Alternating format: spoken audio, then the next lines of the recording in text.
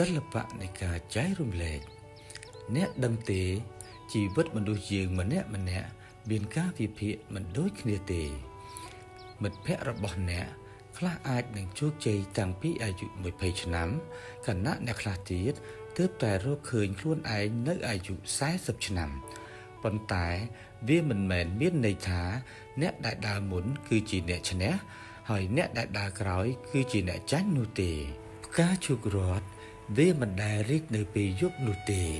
ហើយផ្កានារីកណ្ដាលអាធ្រាត្រក៏មិនដែលប្រជែងសម្រស់ជាមួយព្រះអាទិត្យដែរ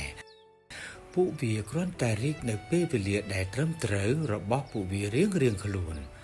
បញ្ហាក្នុងជីវិតសពថ្ងៃមិនមែនមកពីយើងដែលយឺតពេកទេប៉ុន្តែមកពីយើងចំណាយពេលមើលផ្លូវអ្នកដទៃច្រើនជាងមើលផ្លូវខ្លួនឯងយើងរវល់តែច្រណែននឹងភាពត្រប់បំព្រមនៃរដូវកាលអ្នកដទៃរហូតភ្លេចស្រោចទឹកឲ្យដើមឈើជីវិតរបស់ខ្លួនឯង